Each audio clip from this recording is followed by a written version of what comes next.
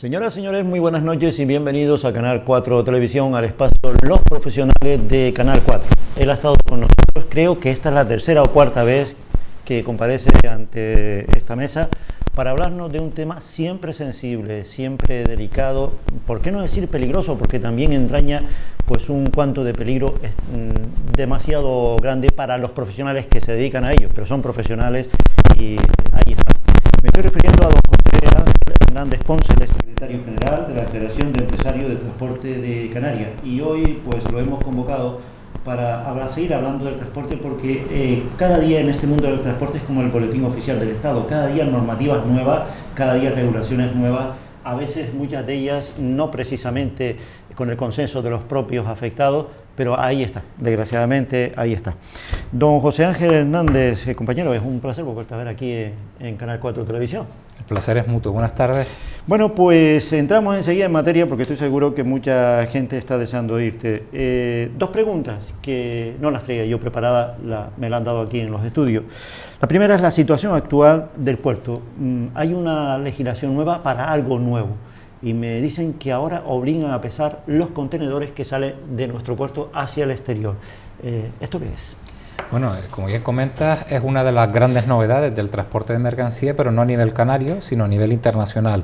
Hay una norma que empezó a entrar en vigor el 1 de julio, es decir, que llevamos 2 semanas escasas de su entrada en vigor, que obliga a nivel mundial a que todos los contenedores con mercancías que vayan a ser embarcados en un buque, pues tienen que ser pesados y además tienen que estar pesados en una báscula con una homologación oficial y que garantice el reconocimiento de ese peso a nivel de todos los países. Como decía, esto entró en vigor a partir del 1 de julio.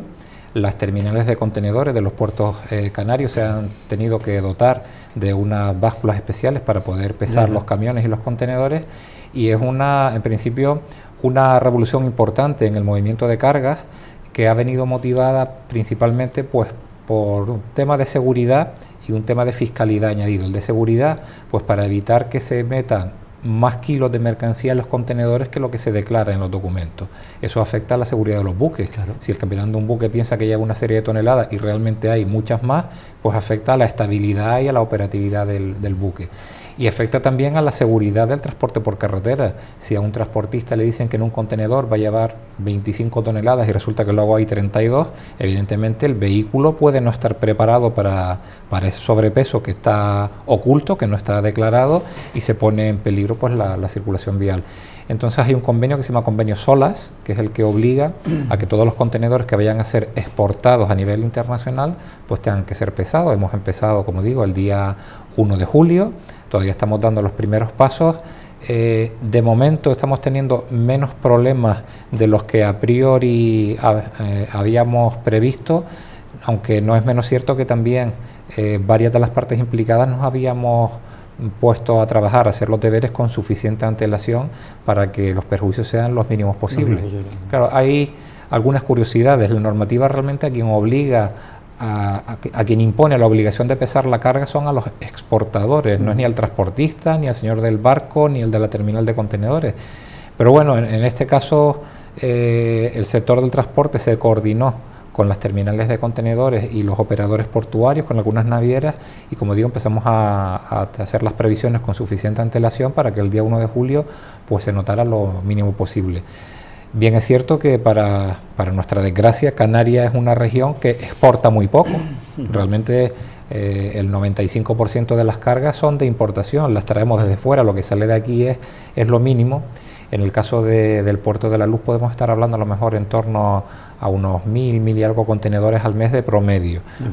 Claro, lo cual, bueno, en principio no tendría por qué causar perjuicios, pero estamos a la espera de que se puedan producir, por ejemplo, épocas de zafra del tomate o de exportación del plátano, donde en muy pocas semanas hay que sacar toda la mercancía. Y ahí donde vamos a tener la prueba de fuego de ver si realmente las infraestructuras que hay en los puertos canarios están dimensionadas para esa exportación.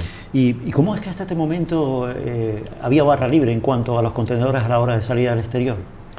Bueno, nunca se había regulado, es la primera vez que se regula internacionalmente esto. Es la primera vez que se obliga a que tengan que acreditarse un ticket de pesado de una báscula oficial homologada. Siempre ha existido obligación en los documentos de la persona que va a mover una carga de declarar cuánto pesa lo que está moviendo. Pero bueno, era una declaración que podía ser verdad o no tan verdad, o podía tener ciertos márgenes de error. Ahora lo que los organismos internacionales se han planteado es que no haya error, que tenga que estar acreditado ese pesaje. Es más, incluso se otorga la potestad a los capitanes de un barco o a los responsables de una naviera, si tienen dudas de que el ticket de pesado que puede llevar una carga que traiga, pues no sé, que lo haya pesado en el sur de la isla y aparezca en el puerto, si tienen dudas pueden obligar a que se haga el pesaje en la báscula oficial que está en el puerto. Me parece correcto por elemental medida de seguridad. Sí, claro. Para además, el transportista. Dijiste antes algo interesante.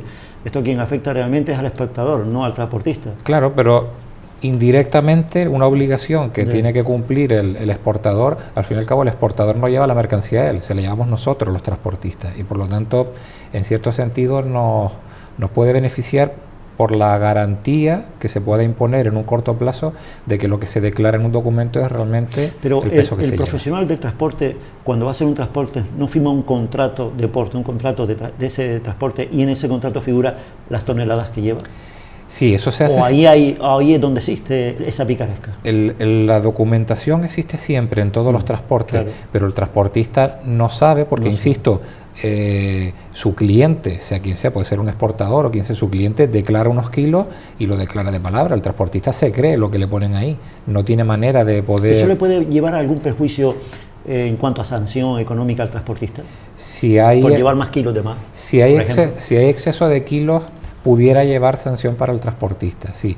Lo que sucede es que nosotros, por ejemplo, en la Federación de Empresarios de Transporte, a lo largo de los años hemos ido pudiendo canalizar este problema de manera que si el transportista consigue demostrar que ha sido engañado por su cliente, porque el documento expedido por el cliente pone 20 toneladas y la Guardia Civil en carretera cuando pesa el camión resulta que pesa 25, está claro que el que está engañando a todos, no solo al transportista, sino al resto de la sociedad, pues es la persona que ha hecho esa declaración. Y las sanciones están yendo a quien está cometiendo el engaño. En estos momentos, con esta normativa portuaria, a los representantes, a los operadores del transporte, no nos preocupa tanto la mentira desde el punto de vista de la multa o no multa. Lo que nos está pareciendo más importante o más atractivo es que podamos eliminar un riesgo para la seguridad vial. Riesgo para el chofer, que piensa que lleva un peso y resulta que lleva más, y riesgo para el resto de los usuarios de la vía pública, porque un camión que lleva un exceso de peso evidentemente puede no estar preparado para frenar con ese sobrepeso. Y más frecuentemente de lo que nos pudiéramos imaginar se daban casos de diferencias de pesos en las declaraciones de las cargas. Entonces, para nosotros... ¿Cómo lo ve el transportista, el usuario, cómo lo ve? El transportista en principio lo ve bien, puede tener, insisto, estamos empezando, no llegábamos ni escasamente 2 semanas, pero a priori lo entendemos como una cosa razonablemente buena, sobre todo porque entendemos que si en el resto de los puertos del mundo se cumple esta normativa, las cargas que nos lleguen, los contenedores que aparezcan en los puertos canarios, el peso declarado será el verdadero. Es verdad que en estos primeros 12 días de puesta en marcha de esta medida todavía siguen llegando contenedores que no han sido pesados en origen, bien porque fueron incorporados al recinto portuario antes del 1 de julio y demás, pero bueno, nosotros calculamos que este mes de julio será un poco de transición y a la vuelta del verano podremos tener unas conclusiones más concretas. Muy importante, sobre todo por la seguridad del transportista, es un ser humano y la vida por encima de cualquier cosa. Otra de las cuestiones que se está planteando es, y también una pregunta que me han dejado hecha en esta casa, es las grúas que operan dentro del recinto portuario. Yo pensé al principio que son esas grúas gigantescas de la compañía y me dicen que no, que es otra cosa.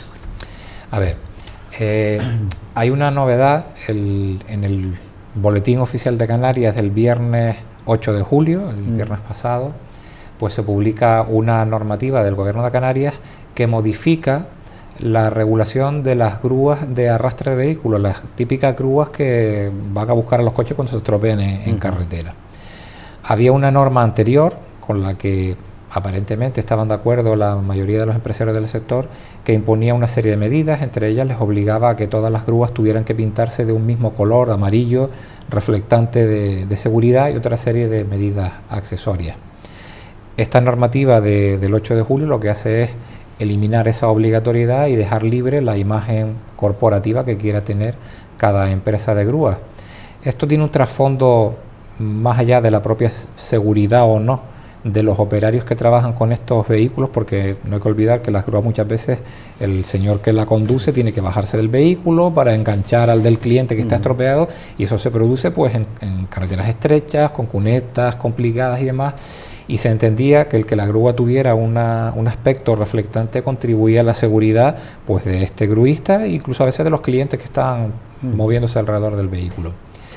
Pero bueno, esta normativa la ha liberalizado, y el trasfondo comercial que puede haber detrás es que las compañías aseguradoras suelen solicitar o suelen pedir o exigir a las empresas gruistas que pinten las grúas del color y de los anagramas de la empresa aseguradora, y muchas empresas gruistas pues se ven en la obligación de tener que comprar más vehículos de los que le hace falta en realidad para el número de clientes que poseen, el número de vehículos que rescatan de las carreteras canarias, porque evidentemente el que tiene una grúa pintada de la aseguradora X no puede coger nada más que a los clientes de esa aseguradora, con lo cual tiene que tener una flota tremendamente sobredotada para las necesidades comerciales que tienen en realidad. Y bueno, con la obligatoriedad de tener las grúas pintadas de un color, este problema comercial estaba resuelto, pero ahora se ha vuelto a poner encima otra vez sobre la mesa. No es menos cierto que es un tema bastante controvertido y peliagudo, porque no hay ninguna comunidad autónoma en España que tuviera una normativa que obligara a pintar las grúas de ningún tipo de un color concreto. También es verdad que quien tiene competencias para regular cómo tienen que estar los vehículos es el Ministerio de Industria, o en todo caso la Dirección General de Tráfico, y aquí anteriormente se había regulado en una reglamentación canaria en materia de transporte. No quiero tampoco extenderme en materias técnicas porque tampoco quiero aburrir a la audiencia, pero lo cierto es que es un tema controvertido donde la supervivencia comercial de las empresas de grúas pues ahora mismo pasará por un momento complicado, y habrá que seguir tratando de ponerse de acuerdo con la administración a ver qué posible salida airosa se le da a este problema, porque es un problema de bastante calado económico en el sector.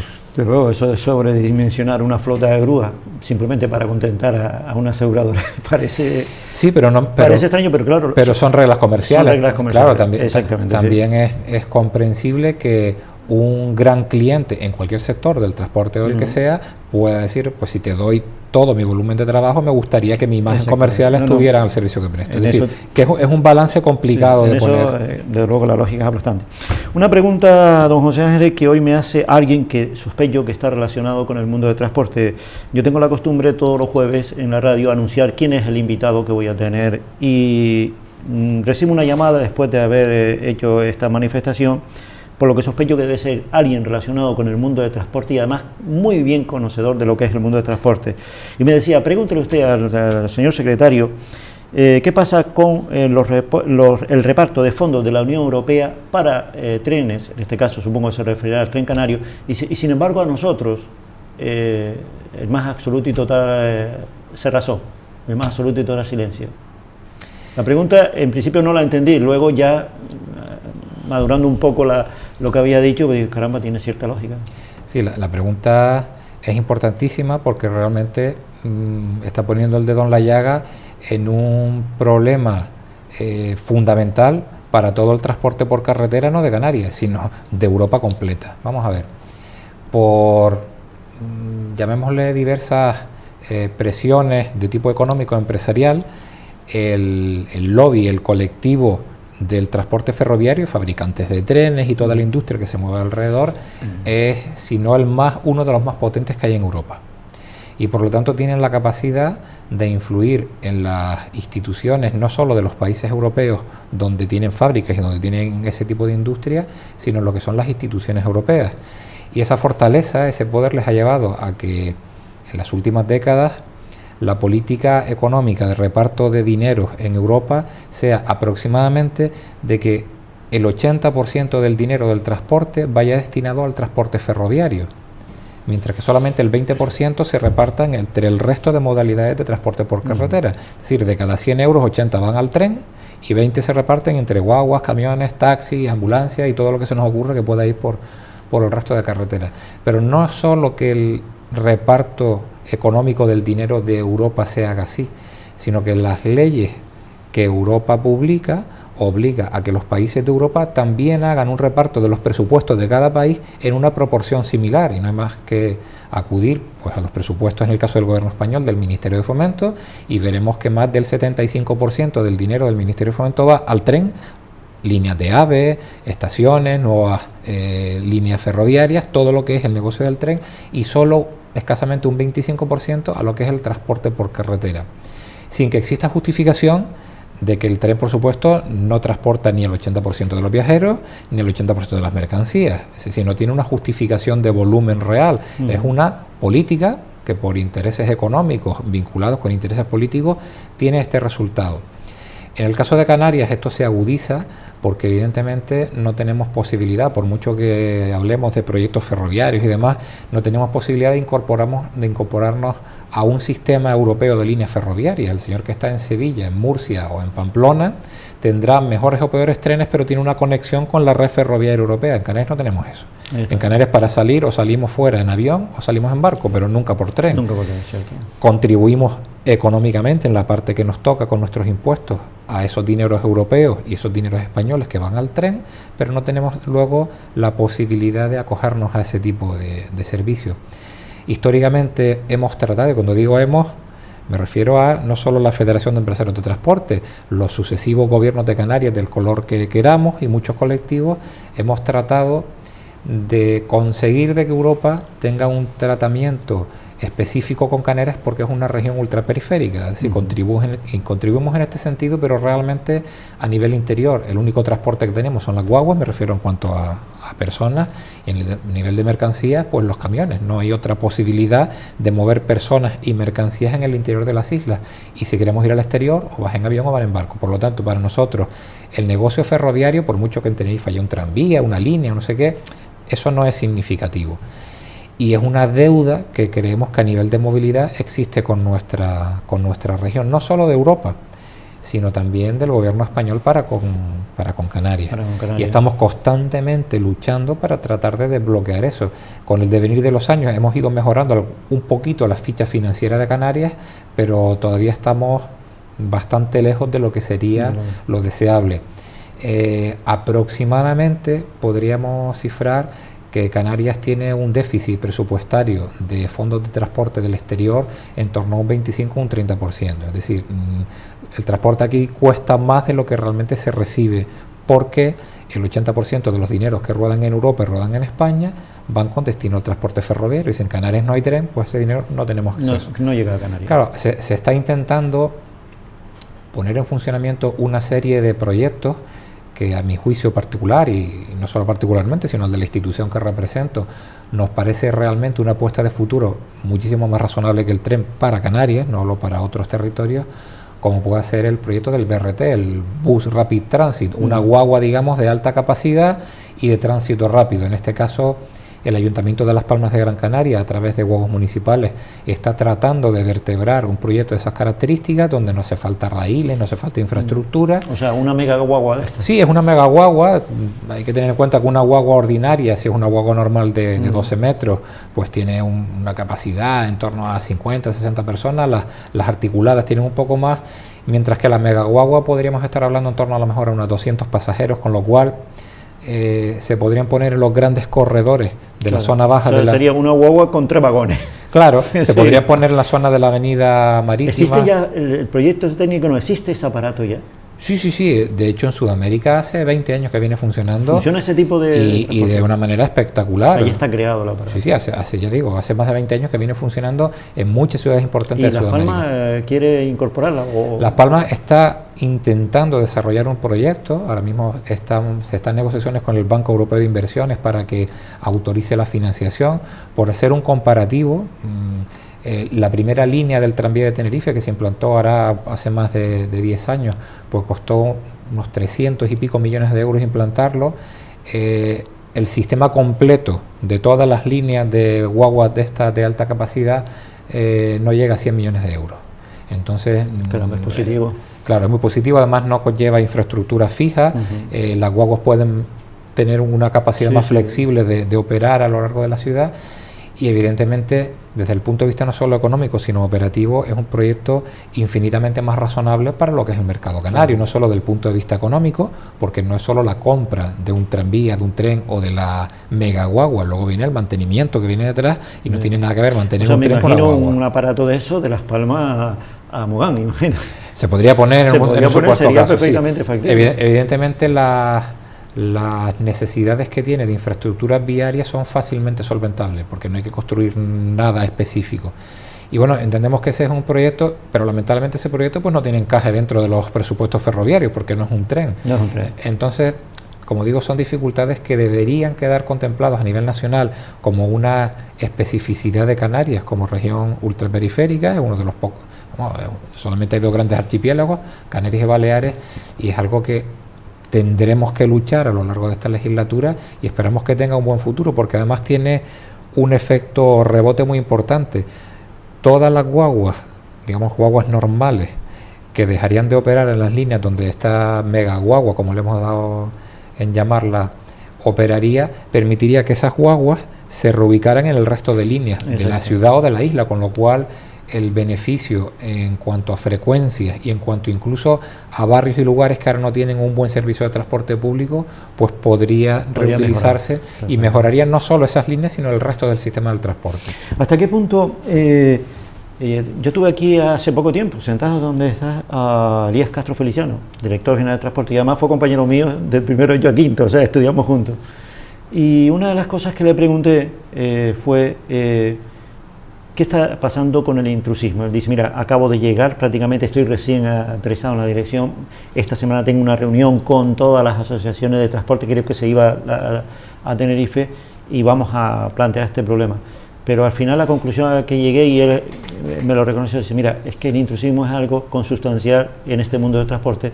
Y pero ¿qué hace la administración para eso? Dice, mira, queremos hacer mucho, pero no tenemos personal, es decir, no tenemos inspectores suficientes.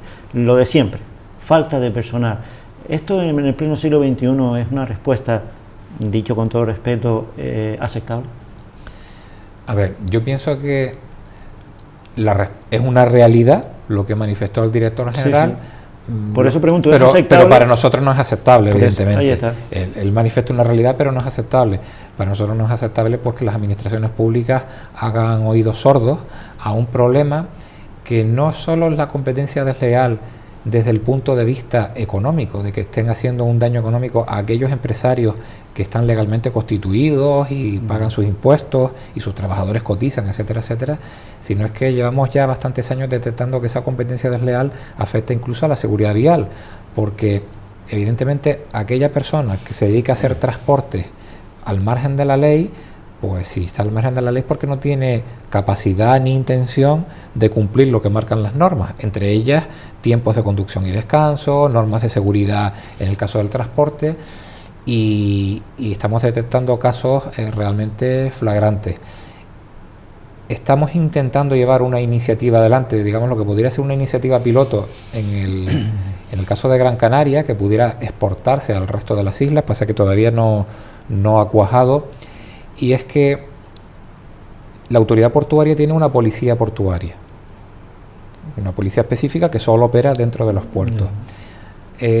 Partiendo de la base de que el 95% de las mercancías que llegan a las islas entran por los puertos, solo el 5% viene en avión, está claro que el movimiento de cargas y de vehículos tiene un punto neurálgico que son los muelles. Por ahí entra y sale todo. Luego circulará por el resto de la isla, pero ese es el embudo por el que entra y sale todo. Si consiguiéramos establecer ahí unos niveles de control, evidentemente podríamos atajar enormemente los índices de irregularidad o de ilegalidad. Lo que pasa es que esta policía portuaria no tiene competencia en materia de transporte, y lo que estamos intentando es que el Cabildo Insular pueda de alguna manera establecer un convenio con la autoridad portuaria. No nos olvidemos que la autoridad portuaria es el Estado, una administración que depende de Madrid, el Cabildo es insular, pues que lleguen a un convenio de colaboración por el cual pues el Cabildo, que tiene competencia en materia de transporte, le delegue esa facultad a la policía portuaria, de modo y manera de que se puedan establecer unos controles de una manera no ir un día a hacer una batida, sino de una manera estable, continua, y que todos los transportistas que entren y salgan de los puertos cumplan la ley, porque nuestra filosofía como federación no es eliminar del mercado a los operadores ilegales. Lo que queremos es que se reconviertan a operadores legales. Claro. Aquí no se trata de expulsar a nadie de ninguna actividad. La actividad tiene que ser de libre acceso para quien quiera ejercerla, pero ejercerla cumpliendo las reglas del juego, porque si cada uno tiene una regla de juego diferente, evidentemente el sistema no funciona.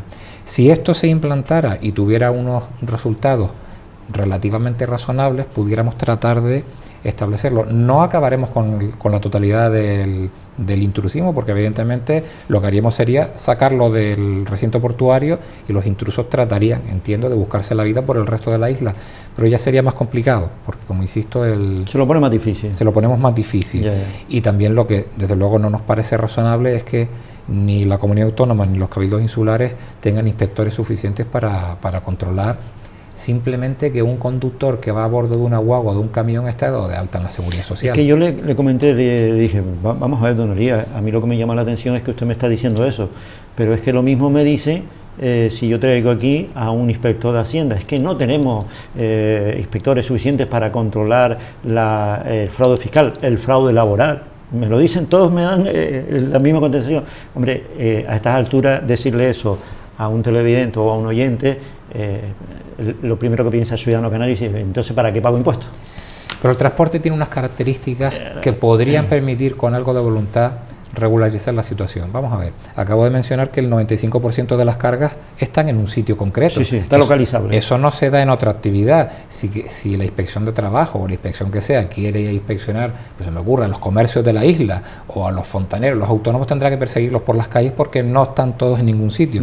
Las cargas entran todas y salen por un lugar único. Y en el caso del transporte de viajeros tenemos el aeropuerto. El 95%, por no decir el 100%, pero vamos, el 95% de las personas que salen o entran de Canarias utilizan los aeropuertos. Por lo tanto, hay dos puntos neurálgicos donde se puede controlar una gran parte de la actividad. No hay ningún transportista que tenga una fácil supervivencia fuera del aeropuerto y fuera de los puertos, o sin tener relación con esta actividad. Sí. Y los puntos turísticos están perfectamente localizados, tanto para el transporte de viajeros como para el transporte de mercancías. Lo que pasa es que hasta ahora, insisto, no se ha conseguido ponerle coto a esta situación. Y esta situación además tiene un peligro muy importante, y es que el empresario transportista que cumple la ley cada día lo tiene más complicado para cumplir la ley, porque si sus clientes, que ni entienden ni tienen por qué entender, lo único que miran es el precio de los servicios, se empiezan a marchar porque hay alguien que se lo da más barato. El cliente no sabe si es que cumple la ley o no la cumple. Claro, este señor llega un momento en que le sale más rentable convertirse en un ilegal más que no seguir dentro de la norma. Y estamos en esa línea, con lo cual hay que evitar que empecemos a traspasarla alegremente. En ese sentido, ante esta dificultad que tiene el transportista con la singularidad de Canarias, han sido muchos que por no poder ya sufragar esos gastos, pues han renunciado a seguir en esta profesión. De momento lo que se está produciendo es, o se ha producido hasta ahora... ¿Ustedes no han notado una federación? Sí, ha habido un desmantelamiento de empresas.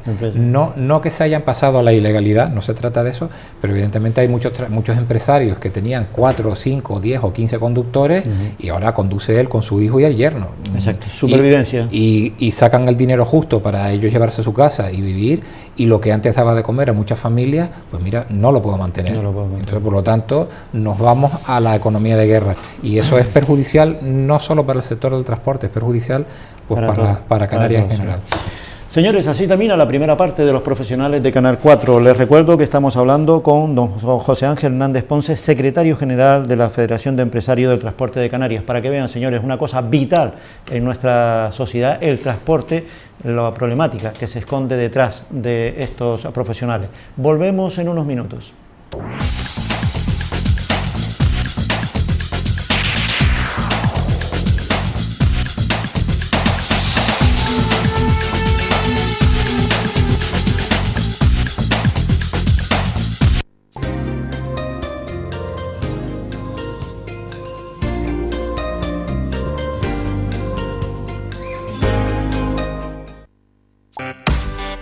FDS Canarias.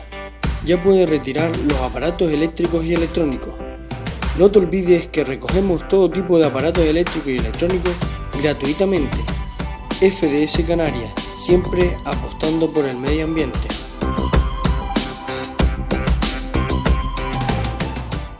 El fútbol es ajedrez. Cada pieza cumple su función. El fútbol es talento, ingenio, disciplina, solidaridad y sentimiento. Y todo eso lo tenemos. Ninguno de nosotros es mejor que todos juntos. Jugando como nos gusta, todos juntos. Solo así podremos sobrevivir en la mejor liga del mundo. Unión Deportiva Las Palmas. Juntos somos mejores. Abónate. Hola, soy Juan Santana. Les invito a entrar en este espacio Yamayá de lunes a viernes de 11 a 12 aquí en Canal 4 TV. Un umbral lleno de esperanzas, de respuestas, de ilusión, de misterios y sobre todo de muchísima fuerza. Os espero. Deportes de aventura, riesgo o competición.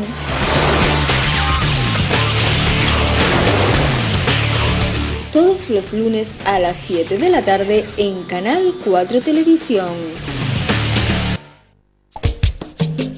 Hola, saludos, soy Juan Santana.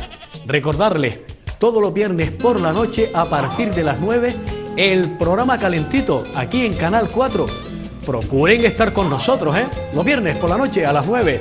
Calentito, ¡aú! ¿Quieres viajar por el mundo sin moverte del sofá?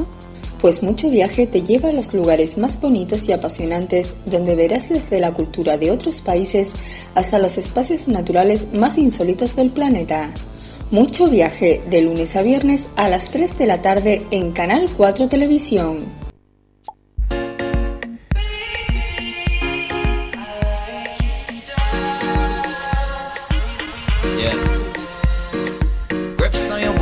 From way back way, you know that I don't play. Streets not safe, but I never run away, even when I'm away. OT, OT, there's never much love when we go OT. I pray to make it back in one piece. I pray, that's why I need a one dance. Got a Hennessy in my hand. One more time before I go. Higher powers taking a hold on me. I need a one dance. Got a Hennessy in my hand. One more time before I go. Higher powers taking a hold on me.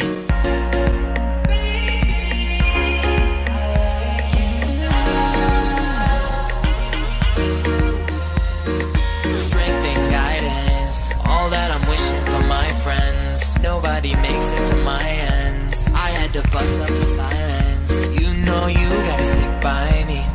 Soon as you see the text, reply me. I don't wanna spend time fighting. We got no time and that's why I need a one dance. Got a Hennessy in my hand. One more time before I go. Higher powers taking a hold on me. I need a one dance. Got a Hennessy in my hand. One more time before I go. Higher powers taking a hold on me.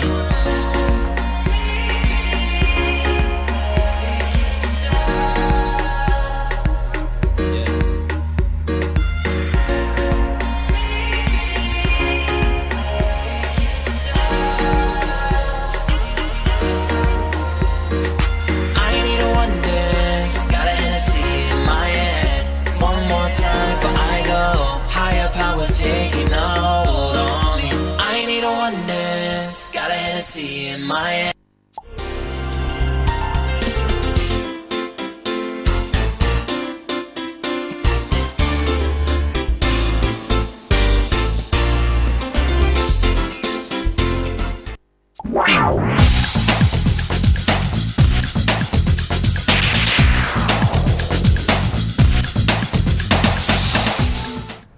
Renovados saludos, señores. Volvemos en la segunda parte de Los Profesionales de Canal 4. Estamos hablando con don José Ángel Hernández Ponce, secretario general de la Federación de Empresarios de Transporte de Canarias.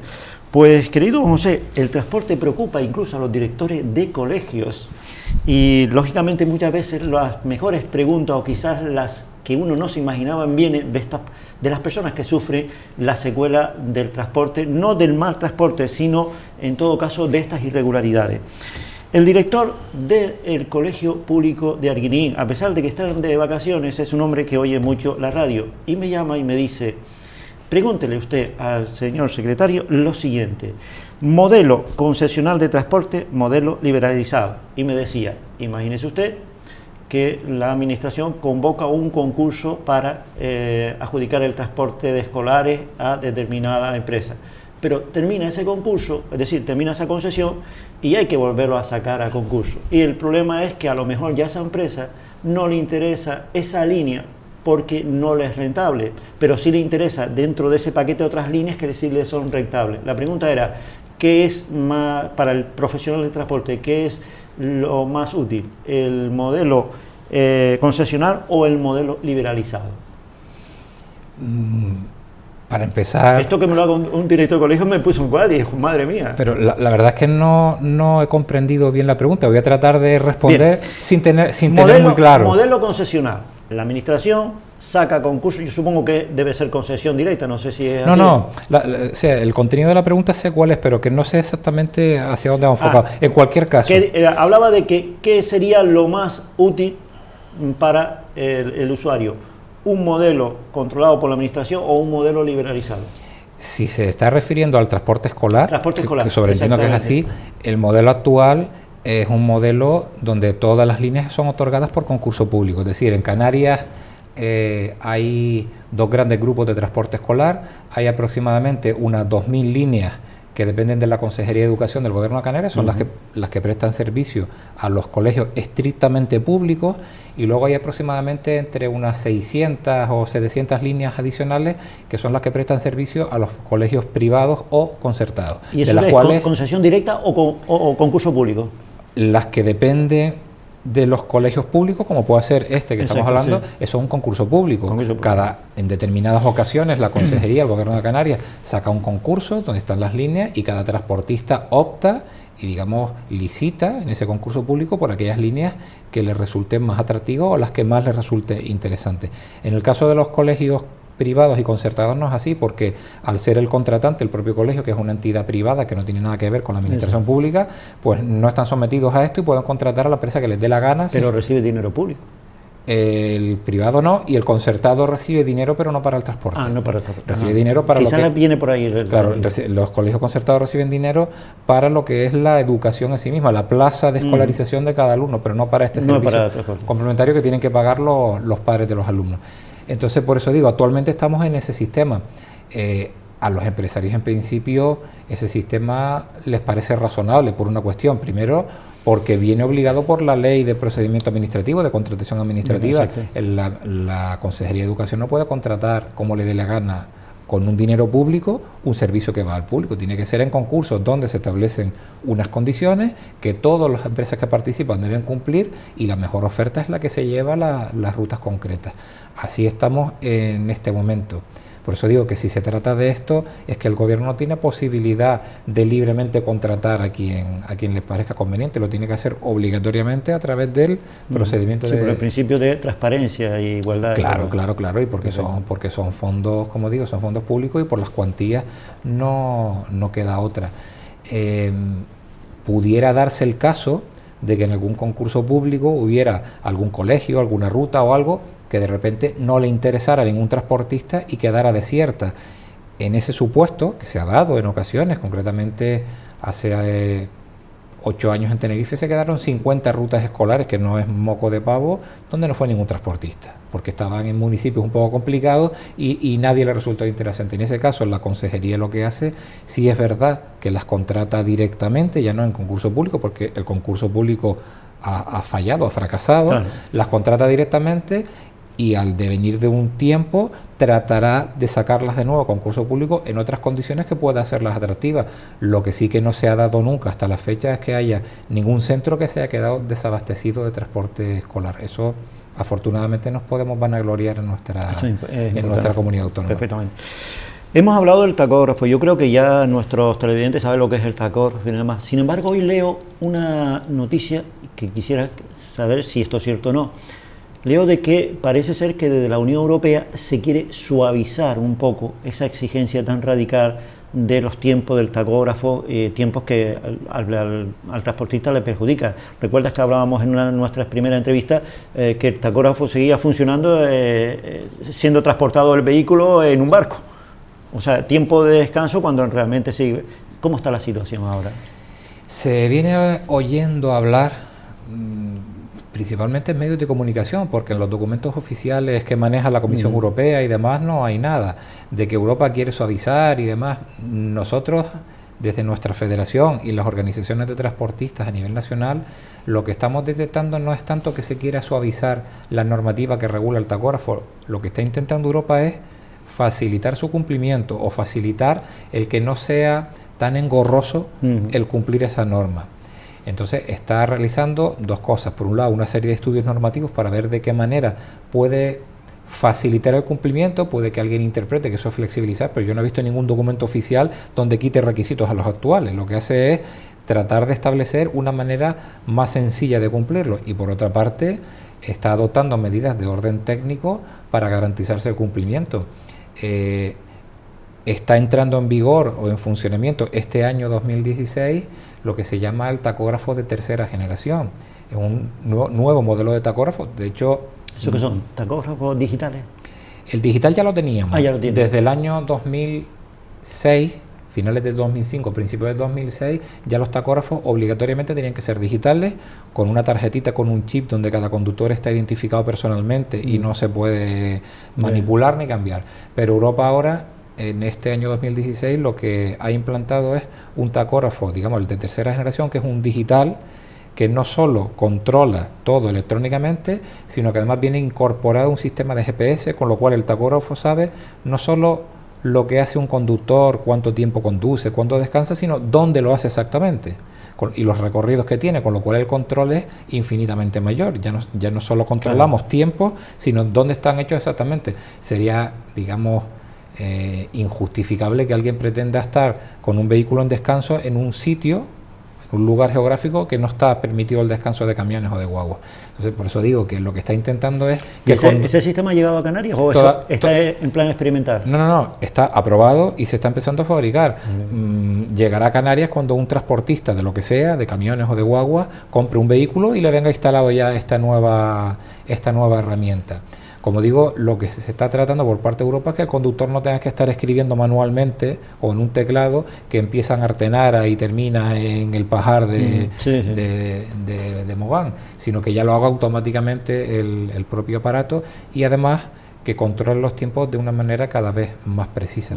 Por eso yo he leído también lo de la flexibilización, pero ciertamente lo que estamos viendo en la práctica es tratar de facilitar, pero tendente a garantizarse el cumplimiento de las normas. O sea, que no pasa de ser una noticia periodística.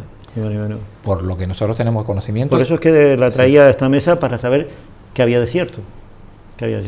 Perdón, por terminar. Lo que sí es cierto, que Europa, y esto sí es verdad que se ha manifestado, ha habido algunas voces que han solicitado a las instituciones europeas que endurezcan todavía más la normativa del tacógrafo, y la comisaria Violeta Bulc, que es la que representa en este caso a la Comisión Europea en materia de transporte, se ha dicho oficialmente que no considera necesario que en estos momentos Europa deba endurecer todavía más la normativa del transporte. No nos tenemos que olvidar que la normativa europea afecta a toda Europa. Sí. Y hay países, sobre todo países del este, que son los últimos que se han incorporado a la Unión Europea, que tienen un nivel de desarrollo, digamos, 3 décadas hacia atrás de lo que pueda estar España, de lo que pueda estar Canarias. Entonces, si Europa empieza a avanzar demasiado rápido en su normativa, dejará fuera de juego a estos países. Lo que no se puede permitir es que España, Portugal, Francia estén cumpliendo, mal que bien, una normativa de tacógrafo avanzada, y estamos hablando de tacógrafo con satélite y GPS, y esta gente no sepa ni lo que es el tacógrafo. Entonces, bueno, pues Europa tiene que compaginar todas estas realidades, y por lo tanto ha dicho que no ve, y es posible que alguien haya entendido que al manifestarse en que no ve conveniente o no ve necesario endurecer la normativa, alguien interprete que es que quiere flexibilizarla, pero no, la flexibilización todavía no la hemos visto. No la han visto. Precisamente hablando de Polonia y Rumanía, otra de las noticias que me llamaban la atención es que estos países, en Polonia y Rumanía, existen los famosos llamados megacamiones, y que tenían o que tiene, o que la Unión Europea pretende también una regulación especial para este tipo de transporte. En Canarias podemos hablar de megacamiones. ¿Hay transportes que se pueden calificar de megacamiones, teniendo en cuenta las carreteras nuestras? Podemos hablar, otra cosa que lo haya. Por eso la pregunta, yo nunca he visto ninguno, la verdad. Ya no está solo en algunos países del este, porque Los megacamiones han tenido su origen o su esplendor en aquellos países que tienen, primero, una extensión, unas carreteras que permiten la circulación de vehículos de grandísimas dimensiones. Australia, por ejemplo. Y que además tienen algún tipo de industria, como puede ser la maderera, que el transporte de troncos requiera de vehículos de gran dimensión. Finlandia lo ha tenido históricamente, como nombrabas Australia, etcétera. Ya Europa ha dado luz verde a lo que se conoce como el megacamión, y no solo Europa, España a finales del año 2015 y principios del 2016 ha aprobado la reglamentación del megacamión, en el caso de España. Se habla del famoso 25-25, hay que tener en cuenta que la dimensión máxima de un conjunto articulado, es decir, de una cabeza tractor o un semirremolque, el famoso trompo, pues hasta ahora eran 16 metros y medio, 16,50. Este tipo de vehículos pues puede llegar hasta en torno a los 25 metros. Muy bien. Y ya hay circulando en España megacamiones. En Cataluña hay megacamiones, en Madrid hay algunos, a título experimental, como bien decía, pero experimental porque la normativa ya los tiene regulados, ya los ha permitido. La experimentación está en que aquellas empresas que se han decidido a comprarla, principalmente son empresas relacionadas con la distribución de grandes supermercados, que para abaratar sus costes de distribución, pues claro, se han metido ellos mismos a invertir. Y tenemos carreteras, por ejemplo, en Canarias, en Canarias sirven para ese tipo de transporte. No, nosotros no. Pues somos recorridos muy cortitos. No solo por lo pequeño de los recorridos en cuanto al número de kilómetros, sino lo complicado de las carreteras a la hora de maniobrar. Nosotros no vemos operativo un megacamión. Increíble. Es que, vamos a ver, en el caso de Gran Canaria, por ejemplo, sería muy difícil sacar un megacamión del puerto para llevarlo solo por la avenida marítima y recto por la autopista hacia el sur, porque solamente para pasar por los túneles y demás. Bueno, hemos visto esos grandes aparatos, esas grandes mecánicas que hay para potabilizadoras, que hay que cerrar todas las calles. Pero esos son transportes especiales, que los tenemos. Eso tiene que ir con una escolta, señalizado, cortar la carretera. Turbinas gigantescas que han eso, traído. Como decimos nosotros, es una procesión lo que sacamos. Sí, además va lentito. Claro. Pero no es la filosofía. El megacamión, lo que está previsto legalmente es que sea un megacamión que no requiere ningún tipo de autorización de estas especiales y que pueda circular por las vías públicas. En el caso nuestro tenemos problemas con los camiones actuales que no entran por muchos sitios. Son complicados. Pues claro, un aparato de estos a priori no le vemos viabilidad. Una noticia que pudiera ser sexista: yo he visto mujeres trabajando en guaguas y la verdad que lo hacen muy bien, en guaguas escolares. Pero la Comisión Europea quiere que más mujeres trabajen en el transporte. Esta es una noticia reciente. Dice, la Comisión Europea quiere que más mujeres trabajen en el transporte. Mi pregunta es, de la misma manera que acabo de manifestar que he visto muchísimas mujeres trabajando en guagua y fundamentalmente en el transporte escolar y son buenísimas conduciendo, ¿hay mujeres trabajando en transportes pesados, en camiones de mercancía? No. Y digo un no porque no haya ninguna. No. Porque no existe una presencia estamos hablando al aquí volante. De Canarias, Sí, no. Y porque la audiencia no entienda, no hay una presencia de mujeres ni siquiera muy pequeña, reseñable, al volante. Mujeres que trabajan en el sector del transporte de mercancía hay muchísimas, incluso con cargos de directivos, pero están en puestos de administración, de oficina, de otra serie de funcionalidades. Entonces, en ese sentido sí podríamos hablar de integración de la mujer. Hay muchísimas, bueno, de hecho, es raro que no haya mujeres en empresas de transporte de mercancía y de logística. Y como digo, en muchísimos casos son directoras de las empresas y tienen las máximas responsabilidades. Si nos ceñimos estrictamente a lo que es el trabajo de conducir, es verdad que en el transporte de viajeros sí hay mujeres, sobre todo en el transporte discrecional y en el transporte escolar hay muchísimas. De hecho, hay algunas empresas en Gran Canaria donde el 60 o el 70% de sus plantillas son mujeres, conductoras, acompañantes escolares y de todo. Pero en el transporte de mercancías, lo que se refiere a bordo de los vehículos, es una rara avis. Hay poquísimas. Nos gustaría que hubiera más. Llamaría la atención, la verdad. Sí, quizás por eso, porque nunca la hemos visto. Pero no solo por llamar la atención, sino porque realmente las condiciones de trabajo estas de antaño, de que el transporte de los camiones es una cosa como era muy dura cosa. Bueno, sigue siendo dura, pero no está fuera del alcance de ninguna mujer, con lo cual para nosotros sería fantástico que se decidieran a incorporarse a esta actividad, pero no hay ningún tipo ni de cerrazón por parte de las empresas ni nada, simplemente es algo que hay en la sociedad que ha surgido de manera espontánea, donde en las guaguas hay muchas mujeres conduciendo y trabajando, y en el sector de mercancía hay muchas mujeres en otras facetas, pero no conduciendo. No conduciendo. Otro de quizás de las patas en las que se mueve la problemática de transportes en Canarias, yo creo que lógicamente no solamente en Canarias, sino en toda España, es la famosa ITV. ¿Cómo está actualmente la problemática de la ITV? Porque la última vez que estuviste aquí hablabas sobre la necesidad de adaptar unos dispositivos para poder saber qué peso llevaba, o ir guaguas cargadas, o ir transporte pesado. La pregunta la hago porque parece ser que en el año 2018 las ITV van a controlar la electrónica de los vehículos. Y la verdad, hoy en día los transportes, los camiones estos que están llegando a última generación traen una electrónica increíble. ¿Cuál es la problemática actual? Bueno, las ITV están sufriendo, o el sistema de ITV en España y en Canarias en particular, está sufriendo unos cambios importantísimos. A nuestro juicio creemos que para bien, en muy poco espacio de tiempo. ¿Por qué?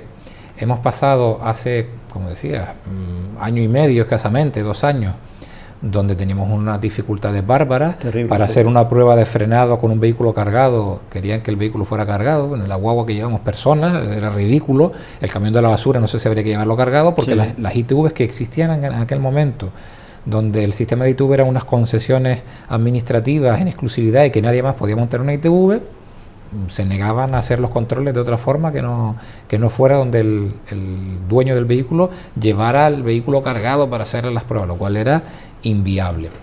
Una vez que se abre el mercado y hoy día puede montar una ITV quien quiera montar una ITV donde sea, simplemente tiene que estar autorizada, ya no hay exclusividades de nada.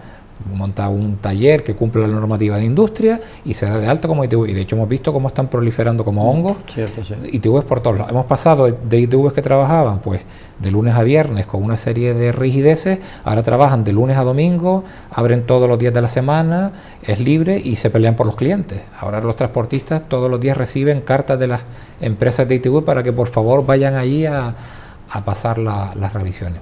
Bueno, pues esto ha facilitado el que esas dificultades peregrinas que teníamos hace escasamente 18 meses ya no se den en el sector, pero sí es verdad que la normativa de industria cada vez está queriendo controlar la realidad no solo de los vehículos de transporte, sino de todos los vehículos. Ya se anotan el kilometraje que tiene cada vehículo para ver cuánto ha caminado de verdad entre una revisión y la siguiente, a efectos de poder testar el desgaste que pueda tener ciertos elementos de seguridad de los vehículos que pasan las revisiones. Y además, como bien decías, los vehículos cada vez traen más electrónica, y en esa electrónica pues los vehículos llevan una especie de gran hermano, van grabando todo lo que le pasa al vehículo, los excesos de revoluciones, excesos de velocidad, cualquier tipo de incidencia técnica que le pueda haber sucedido está grabado. De hecho, cuando alguien lleva su vehículo particular a un concesionario, lo que hacen hoy día es enchufarle un ordenador al motor y el motor le dice al ordenador lo que hay. El mecánico no tiene que estar mirando nada. Y lo que se pretende por parte de esta normativa es que los técnicos de la ITV puedan tener acceso a esa verdadera información y evitar, por ejemplo, algún caso que se ha visto de pirateo en el número de kilómetros que ha caminado un vehículo, etcétera, etcétera, pues para tener una información lo más fidedigna posible de que lo que se está revisando corresponde a la realidad de ese vehículo. A nosotros lo único que nos preocupa en estas novedades son 2 cosas. Primero, que no conlleve ningún extracoste para el empresario de transporte, y segundo, que no ponga en peligro la vida mecánica a la hora de hacerle cualquier tipo de manipulación incorrectamente realizado a un motor, pues la reparación puede ser ciertamente cuantiosa. Pero bueno, insisto, son controles que cada vez se están perfeccionando más y que nosotros entendemos que van en favor de la seguridad, no solo seguridad vial, sino incluso seguridad administrativa, que se compre un camión de segunda mano y el camión diga que tiene 90.000 kilómetros, que de verdad sean 90.000 kilómetros, no 900.000. Exactamente. Y en ese sentido, pues a priori nos parece bien. Por eso, enganchándolo con un tema que hemos hablado anteriormente en el programa, no veo la flexibilización de Europa. Lo que estoy viendo es facilitar, pero tendente a cada vez que haya un mayor control. Bueno, es positivo. Vamos a terminar con una pregunta. Ley de transporte. ¿Para cuándo una ley de transporte en Canarias?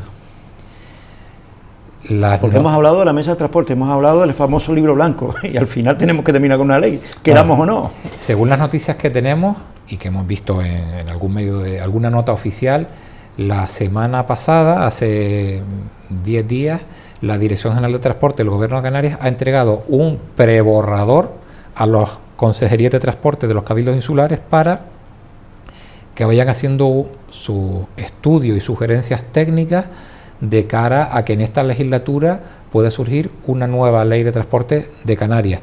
Nosotros no hemos tenido acceso a ese documento porque el planning o el plan de actuaciones que tiene el Gobierno de Canarias es primero reunirse con los cabildos, pulir ese documento desde el punto de vista técnico de la administración pública y en una fase posterior hacérselo llegar, en este caso a la Federación de Transporte y a los empresarios del sectores del taxi, del transporte de mercancías, etcétera, y que podamos manifestarnos al respecto, con lo cual lo único que puedo decir es que ya hay un documento y que en esta legislatura tendrá que verse. Ahora, fechas las desconozco. Es imposible. Cuando se está gestando una ley o una normativa de este tipo, es muy dilatada en el tiempo. El compromiso de la consejera y del Gobierno de Canarias es de tener una nueva ley en esta legislatura. La idea era, dentro del primer año y medio, tener el borrador para poder recibir alegaciones, porque luego la otra mitad de la legislatura la gastarán en el procedimiento parlamentario de aprobación, de enmiendas, etcétera, etcétera. Con lo cual, escasamente en los 4 años de legislatura es el tiempo mínimo imprescindible para poder sacar la ley y corriendito, sin detenernos. Entonces, bueno, insisto, el Gobierno acaba de presentar a los cabildos, esperamos que a la vuelta del verano podamos tener acceso al resto de los involucrados en el sector del transporte y ya a lo mejor, pues eso, por cierto, en el último trimestre del año podríamos tener alguna opinión al respecto. ¿Ha aumentado o ha disminuido la siniestralidad en el mundo del transporte? Por los datos que maneja la Federación. Nosotros no hemos visto grandes variaciones en la siniestralidad. Siempre hemos defendido que o tenemos muchísima suerte, o nuestros conductores son unos fenómenos, o Dios vive en Canarias, pero a lo mejor es una acumulación de todo. Lo cierto es que no tenemos accidentes. Si tuviéramos accidentes, estaríamos todos los días en los periódicos. Claro. Alguna vez hay accidentes que tienen consecuencias materiales, un choque de un camión o de una guagua con no sé quién, que se chocan y tal. A nosotros lo que nos preocupa son cuando tienen consecuencias personales. Primero porque las personas pueden ser nuestros clientes o nuestros vecinos o nuestros compañeros que viven en las propias empresas, y además porque eso tiene una repercusión al exterior de cara a la seguridad. Pero no hemos detectado que haya grandes fluctuaciones en cuanto a la siniestralidad. Sí es verdad que hemos detectado un incremento de siniestralidad, pero no que lo hayamos detectado nosotros, sino que se detecta en las estadísticas oficiales de los propios departamentos de tráfico, en los vehículos ligeros, en los furgoncitos. Pero, yo me estoy centrando aquí, en nuestra isla de Gran Canaria. Sí, en nuestra isla de Gran Canaria. En el transporte ligero, los furgoncitos, porque es el tipo de modelo de vehículo utilizado por los operadores ilegales. Aquella persona que se queda en el paro, que no sabe qué hacer en su vida, que no sé qué, y se compra un furgoncito y bueno, pues me dedico a hacer transportes de lo que sea, de mudanza, de las compras del supermercado y le quito el viaje al taxista o de lo que se le ocurra. Y evidentemente, al haber una proliferación de ese tipo de vehículos ligeros, es donde se está produciendo mayor incremento de siniestralidad. Eso lo dicen las estadísticas de tráfico. Sí, de hecho, ha habido en el 2015 y en el 2016, ha habido una campaña en cada uno de esos ejercicios de la DGT oficial a nivel nacional, específicamente para controlar la siniestralidad de los vehículos ligeros. O sea que en realidad todo se centra en vehículos ligeros, los grandes transportes, o sea, los grandes aparatos, los grandes camiones, prácticamente... Tenemos una siniestralidad prácticamente despreciable. ¿Qué número de profesionales mueve actualmente el transporte regional en Canarias? Hombre, podemos estar hablando de que tenemos en el total de la región, hay cerca de 6.000 guaguas. 6.000 guaguas. Tenemos una proporción de vehículos según el territorio muy importante y en torno a unos 27.000 camiones. Puede parecer una barbaridad, de hecho lo es. Lo que pasa es que hay que tener en cuenta una cuestión. El empresario que tiene un camión o una guagua en Gran Canaria solo puede operar en Gran Canaria. Alguien dirá, no, usted lo mete en un barco. Sí, pero mire, yo no puedo salir por la mañana de Las Palmas como el que sale de Sevilla, va a Córdoba y vuelve, y por la tarde va a Cádiz y vuelve. Eso no es posible. Por lo tanto, la empresa que quiere tener una actividad estable, no que vaya un día a hacer un viajito, sino estable, de moverse por la región, si es de guaguas, tiene que comprar guaguas para Gran Canaria, guaguas para Lanzarote, guaguas para Fuerteventura y guaguas para cada sitio donde se quiere instalar, y talleres y personal y de todo, con lo cual dificulta el tema. Es imposible. Y claro, por eso tenemos 6.000 guaguas y tenemos 27.000 camiones, y en proporción a esto, pues tenemos personal de talleres, personal administrativo, conductores y demás. Es decir, que somos un sector ciertamente importante. No hay que olvidar que los últimos estudios económicos nos sitúan aproximadamente en torno a un 5% del Producto Interior Bruto de la comunidad autónoma, Madre lo cual mía, no es despreciable. No es despreciable. Don José Ángel Hernández Ponce, querido compañero y amigo, ha sido un placer tenerlo nuevamente en esta casa e ilustrarnos sobre nuevas dudas, sobre todo de nuestros oyentes, que son muy interesantes. Sí, sí. La verdad. Señores, así terminan los profesionales de Canal 4. Que sean felices, muy buenas noches y hasta la próxima ocasión.